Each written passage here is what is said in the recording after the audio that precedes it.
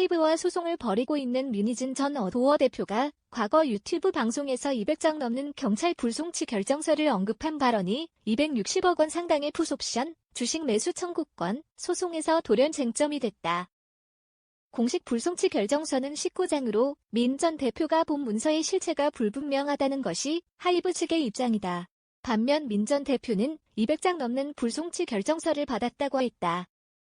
이와 관련 민 전 대표 측은 공식적으로 열람, 등사 신청을 하여 허가를 받아 입수한 서류이므로 법적으로 문제가 없다고 밝혔다. 18일 서울중앙지법 민사합의 31부 재판장 남인수 심리로 열린 하이브와 민 전 대표 간 주주 간 계약 해지 및 주식 매매 대금 청구 소송 변론 기일에서 하이브 측은 유튜브 방송 장르만 여의도에 출연해 경찰이 작성한 불송치 결정서가 200장 넘는다는 말을 한 적 있느냐고 물었다. 민 전 대표는 네, 제가 불송치 결정서를 받은 것이라고 답했다. 이에 하이브 측은 민 전 대표 측이 재판부에 제출한 불송치 결정서는 19장이다. 그런데 방송에서는 200장이 넘는다고 했다며 의문을 표했다. 그러자 재판장은 200장이라는 말을 방송에서 했나요? 라고 물었다. 민 전 대표는 200장 넘게 제가 받았다고 답했다. 하이브 측은 재차 피고 대리인이 제출한 건 19장인데 본인은 계속 200장짜리를 받았다고 한다고 하자 재판장은 200장이 넘는 문서를 수사기관에서 받은 적이 있나요? 라고 다시 한번 확인을 요구했다. 민 전 대표는 이번에도 네라고 답했다. 재판장이 만약 200장인지 19장인지 다툰다면 쪽수라도 제출해달라. 쪽수 제출은 가능하지 않냐고 하자 민 전 대표 측 변호인은 그것도 저희가 검토해볼 필요가 있다고 했다. 하이브 측이 이런 질문을 한 것은 통상 경찰 불송치 결정서가 200장에 달하는 경우는 매우 드물기 때문으로 보인다. 유튜브 채널 매불쇼 등에서 민 전 대표로부터 제공받았다며 공개한 문서에는 수사 결과 보고 페이지 23이라고 적혀 있다. 이 때문에 민 전 대표가 언급한 문서는 불송치 결정서가 아니라 내부 수사 결과 보고서 아니냐는 의혹이 제기됐다. 검사 출신인 민경철 변호사는 최근 자신의 유튜브 채널 법치PT에서 민 전 대표가 주장한 불송치 결정서가 200페이지가 될 수는 없다며 유튜브 방송에 나온 서류는 일반인들이 볼 수 없는 서류로 수사 과정을 기록한 수사기관의 내부 문서라고 주장했다. 이어 내부 결재라인 보고서를 사건 당사자에게 유출했다는 것은 수사 공정성을 해치는 중대한 범죄 행위로 공무상 비밀 누설죄에 해당하는 형사처벌 대상이라고 했다. 이와 관련 민 전 대표 측은 공식적으로 열람, 등사 신청을 하여 허가를 받아 입수한 서류이므로 법적으로 문제가 없다고 밝혔다.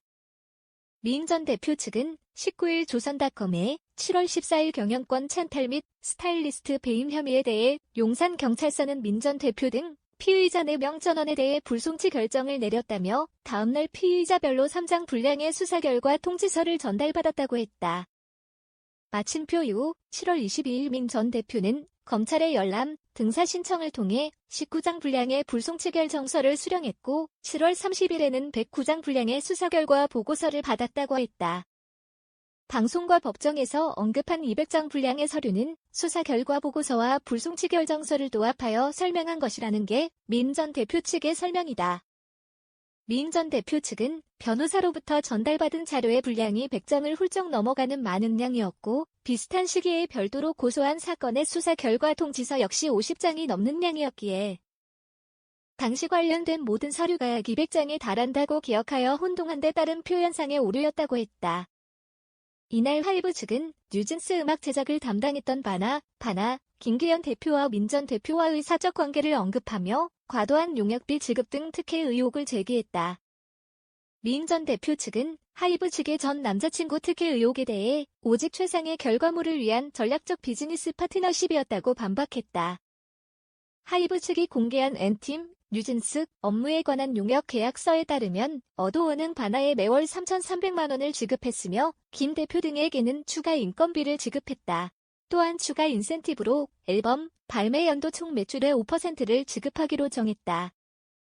이러한 계약에 따라 바나는 2022년 뉴진스 멤버 전체 정상금의 2배에 달하는 금액을 용역 대금으로 수령했다고 하이브 측은 밝혔다. 이에 대해 민 전 대표는 김 대표의 탁월한 업무 능력과 확실한 일처리를 높이 공과 사를 엄격히 구분하여 파트너십을 맺은 것이라며 하이브가 씌우려는 연인 특혜 프레임은 사실이 아니며 철저히 실력과 성과에 기반한 경영적 판단이었다고 했다. 민 전 대표는 하이브 내부 역량만으로는 제가 구상한 그림을 완성하기 어려웠다며 이미 검증된 김 대표의 역량이 필수적이었기에 파트너십을 추진했다고 설명했다.